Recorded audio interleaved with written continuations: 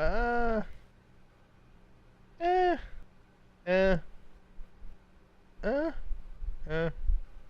Mm. Mm. I don't like it. Stanley was so bad at following directions, it's incredible he wasn't 5 years ago.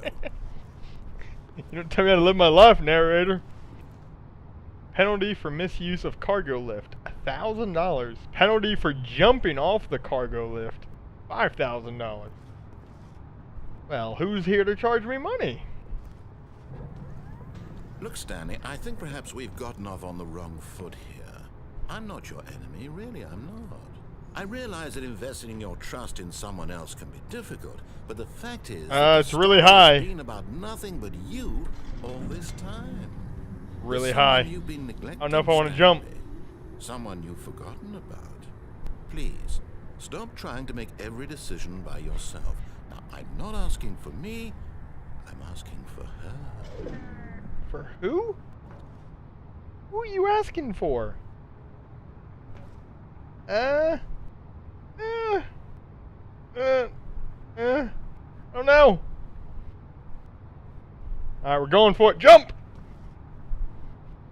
But in his eagerness to prove that he is in control of the story and no one gets to tell him what to do, Stanley leapt from the platform and plunged to his death. Good job, Stanley. Everyone thinks you are very powerful. Don't tell me how to live my life, narrator. I do what I want.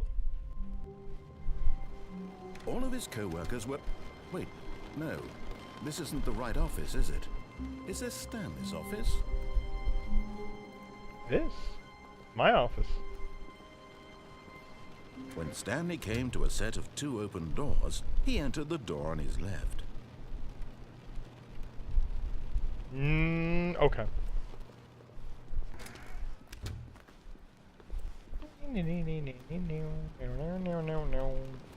Hey, we're back in the office. Yet there was not a single person here either. Feeling a wave of disbelief, Stanley decided to go up to his boss's office, hoping he might find an answer there. How to solve a dispute with a coworker. Let it ball up inside of you. Take it out passive-aggressively on other coworkers. Oh, rude. I was reading your slide. Fine, I'll keep going. Broom closet. Oh no, no, not again. I won't be part of this. I'm not going to encourage you. I'm not going to say anything at all. I'm just going to be patient and wait for you to finish whatever it is you enjoy doing so much in this room. Please take your time. Okay. I don't know, that's a pretty dirty mop bucket. I think you should clean that. Noticing there's a lot of just flattened cardboard boxes on the floor. Why? Why does that have a nuclear logo on? What is that doing in the broom closet? Oh. World may never know. Continue. Coming to a staircase, Stanley walked upstairs to his boss's office. Fine. Go up.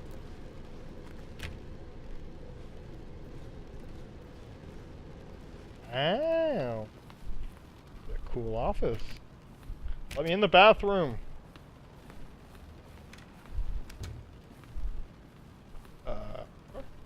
Nope.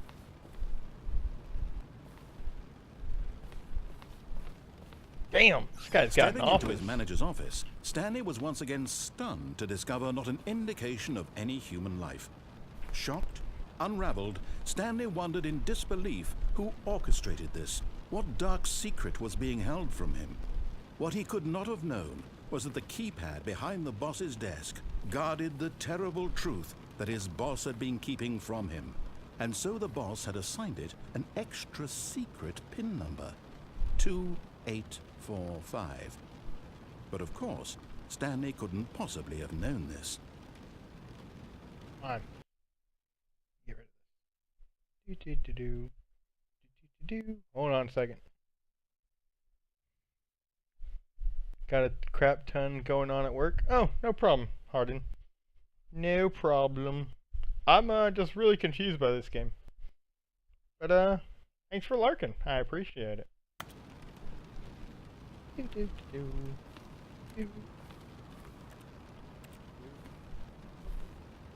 K-phone. Need you to... Stanley just sat around twiddling his thumbs. Trying to input anything on the device was useless, since he could never possibly know that the combination was 2845. It's interesting to play. I can imagine it's even better to watch. And I can imagine I could play through this multiple times. 2845. Where do I put this thing? Stop asking me this question. Oh, never mind. Got it. Thank you. 2, 4, 8, 5. Forgot, but it turns out that the panel's emergency override kicked in, and the door just opened all by itself. And Stanley got the hell along with the story. Well, whoop-de-doo. It's rude, alright?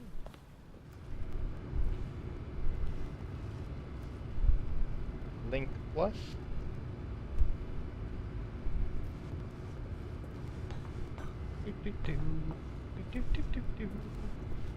Really dark.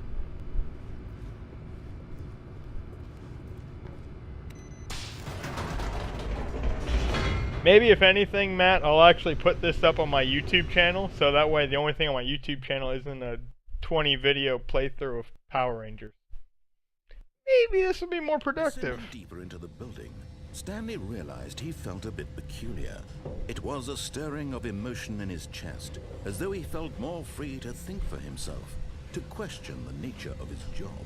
Why did he feel this now, when for years it had never occurred to him? This question would not go unanswered for long. Okay. A little spooky down here. Stanley walked straight ahead through the large door that read Mind Control Facility.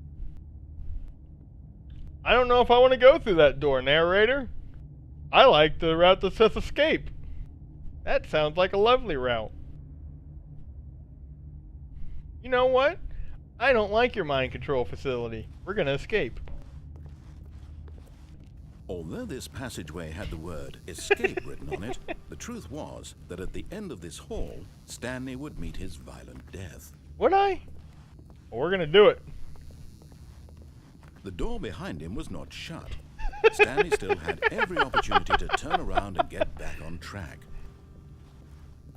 At this point, Stanley was making a conscious, concerted effort to walk forward and willingly confront his death.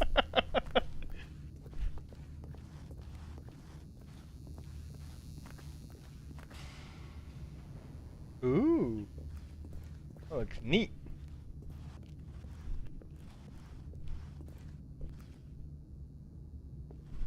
I don't know if I like it though.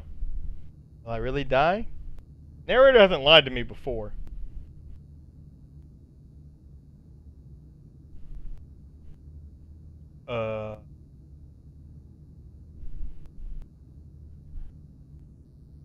Okay. That's a creepy doorway. We're not gonna go in it. You're right, narrator. I don't want to go in there.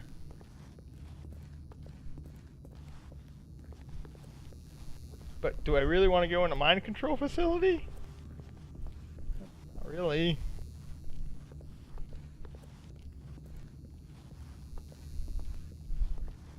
Fuck. Alright, let's go play mind control.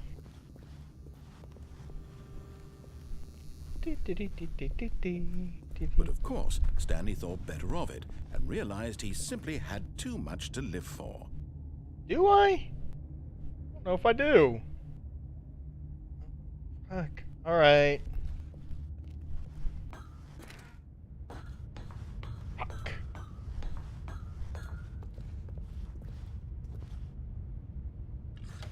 The lights rose on an enormous room packed with television screens.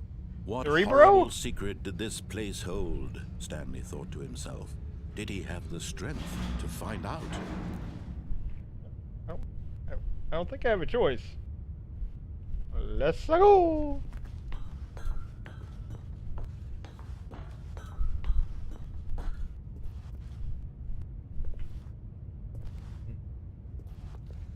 Camera. Now the monitors jumped to life, their true nature revealed. Each bore the number of an employee in the building. Stanley's spying on me. The lives of so many individuals reduced to images on a screen, and Stanley, one of them, eternally monitored in this place where freedom meant nothing. I don't know how I feel about this. Person. Up. This mind control facility, it was too horrible to believe. It couldn't be true. Had Stanley really been under someone's control all this time? Was this the only reason he was happy with his boring job? That his emotions had been manipulated to accept it blindly? Oh, let's go. No. He refused to believe it. He couldn't accept it. His own life in someone else's control? Never. It was unthinkable. Wasn't it? Was it even possible? Had he truly spent his entire life utterly blind to the world? Facility Here power. was the proof. The heart of the operation. Controls labeled with emotions. Happy, or sad, or content. Walking, eating, working. All of it monitored and commanded from this very place. And as the cold reality of his past began to sink in, Stanley decided that this machinery would never again exert its terrible power over another human life. For he would dismantle the controls once and for all.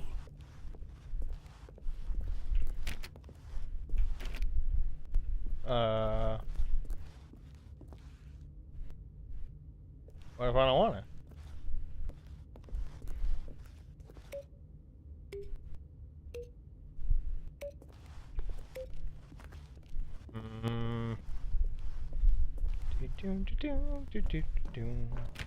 Nope.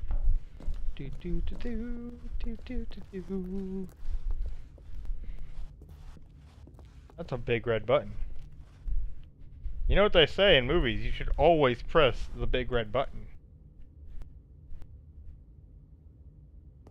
Press it?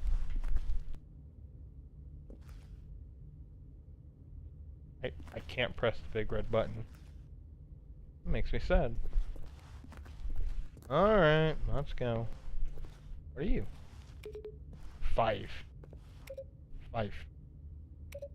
5. Mind controls idle, awaiting input.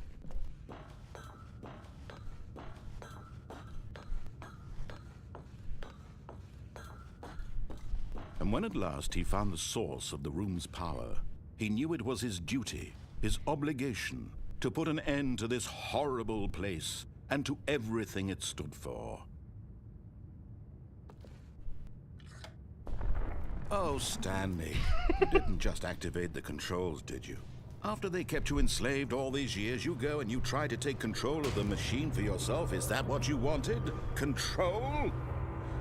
Maybe. Oh, Stanley, I applaud your effort, I really do.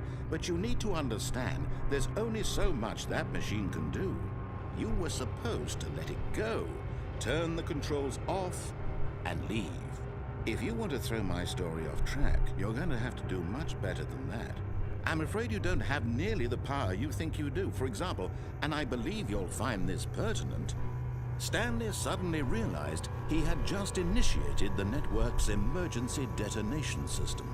In the event that this machine is activated without proper DNA identification, nuclear detonators are set to explode, eliminating the entire complex. How long until detonation then? Let's say 2 minutes. Now this is making things a little more fun, isn't it, Stanley? It's your time to shine. You are the star. Fuck! It's your Fuck! story now. Shape it to your heart's desires. Oh, this is much better than what I had in mind. What a shame we have so little time left to enjoy it. Shit! Mere moments until the bomb goes off. But what precious moments each one of them is. More time to talk about you, about me, where we're going, what all this means. I barely know where to start. What's that? You'd like to know where your co-workers are? A moment of solace before you're obliterated? Maybe? All right, I'm in a good mood. You're gonna die anyway. I'll tell you exactly what happened to them. I erased them. I turned off the machine.